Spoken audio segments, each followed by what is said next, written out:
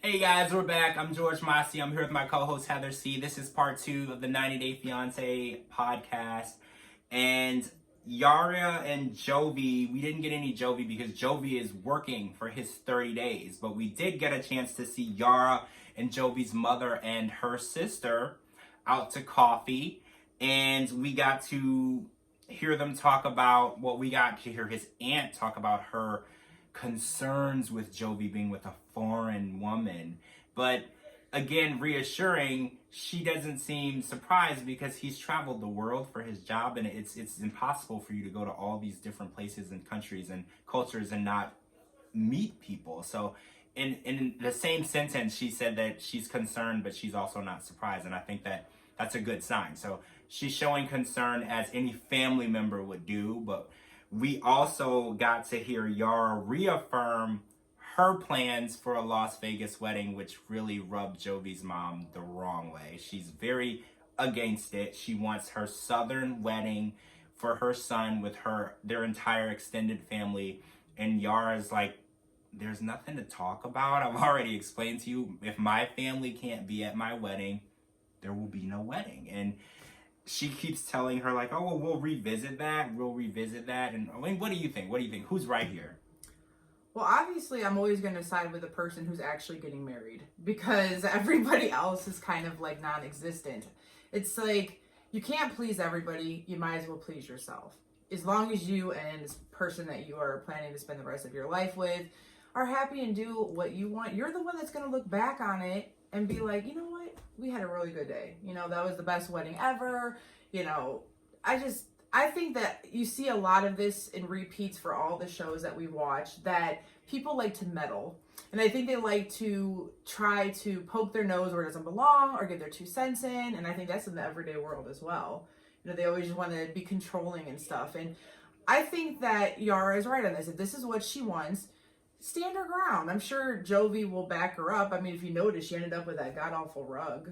So, I mean, I think that he'll pretty much do what she wants. So, I don't know. I don't know how it's going to go. I did hear Jovi's mom ask for a peace offering in the end, and she said, well, what if we throw a gathering after you get back from Vegas and we don't call it a reception? But I'm pretty sure Yara's going to say that's still an event that my family can't attend, so no. So we don't know how it's going to go, but let's get to the juicy part. Yara's feeling sick. Yara's getting nauseous. Everything she eats makes her nauseous, and everyone is speculating, even her friends. They think she's pregnant. She's only been there 3 weeks. Is it possible that she got pregnant in 3 weeks? Yeah, I think so. I mean, depends on how the relationship is. I mean, they already are allowed to sleep in the same room, like, you know, Brandon and them are not. But yeah, I don't see why she wouldn't be if she's showing the symptoms. Either that or she's homesick. But I don't think that's that deep. But I mean, we don't know, and I've heard things on Twitter that I will not say on this podcast. We don't ruin or spoil anything. Mm-mm. So we will see as next week goes on. I don't know if she's going to take a test or whatever. We haven't gotten that far, so we're going to see. Jovi isn't even there, so you might not even know yet. So surprise, you might be coming home with dad. You know, we don't know. So let's talk about an explosive couple last night. So we saw Mike and Natalie, and she's been there for a month, and she hates it in Washington. Now, as the day she got there, she hates everything about it. She hates his house. She hates that he drinks. She hates that he eats meat. She hates that she hates Mike. She hates that she has not received her ring back, to the point where she searched the house for the ring so she could re-give it to herself. Yes. Nothing like a proposal than to yourself. I've never heard of anything like this. She gave him the ring back because she said that she didn't feel like she loved him.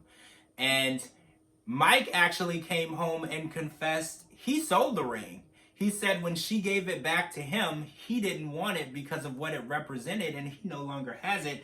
And that ignited a whole nother inferno of anger from Natalie. Natalie basically went on to criticize everything. Mike decided that he wanted to have stir fry. This is probably a language barrier issue because it has the word fry in it and she doesn't eat fried food. But stir fry is not the same as deep frying something. But like I said, it's probably merely just a language barrier issue. She didn't know.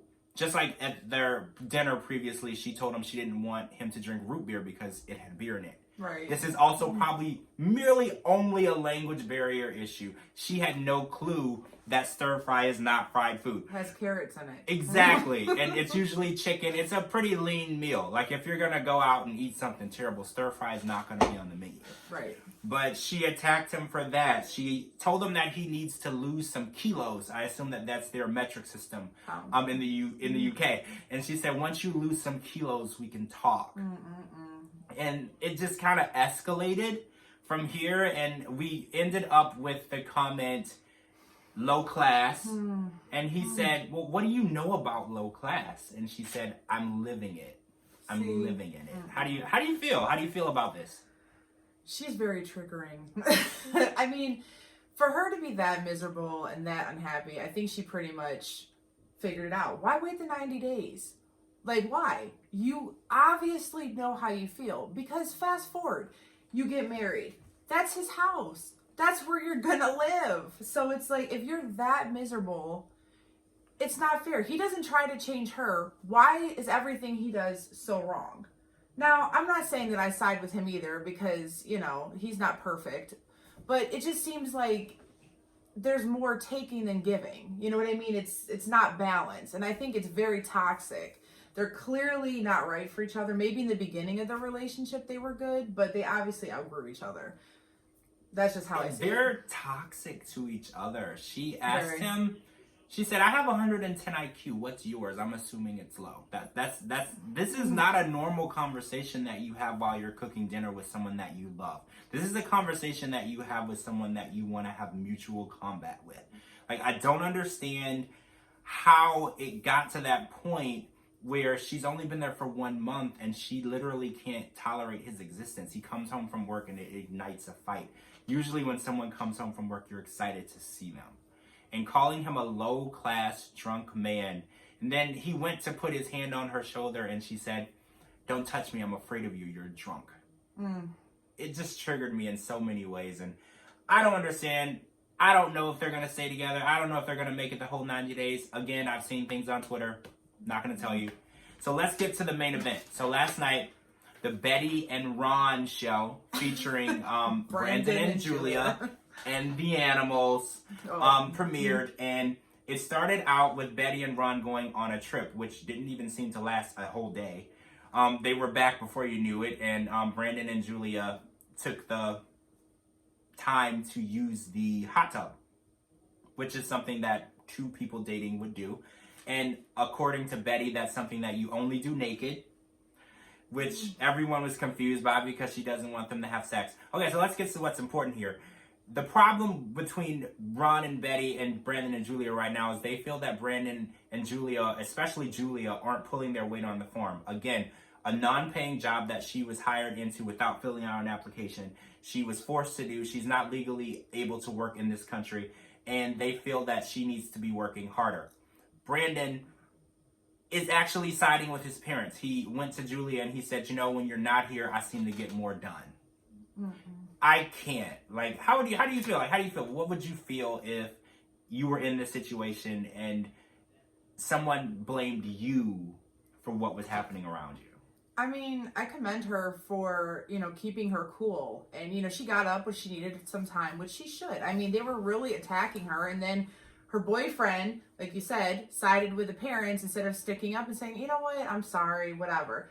But he's a grown man. She's a grown woman. She said it best. I came here to find love and to get married to you. Not have a farm. Not to be employed for something that I didn't sign up for.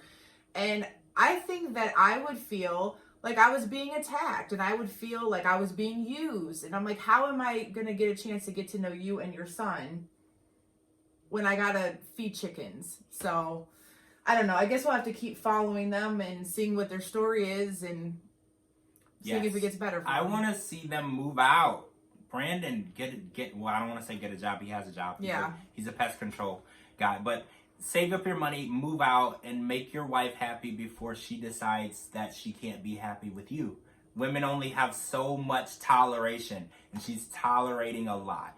So that's it for today. That's part 2. I hope you guys enjoyed it. I cannot wait until next week. The previews for next week seem even more juicier than this week. Yes. And we get to see more of Stephanie and Ryan, who we did not see last night. So I cannot wait to see her land in Belize. And I'm thinking she's gonna tell Ryan about his cousin and her, but I don't know.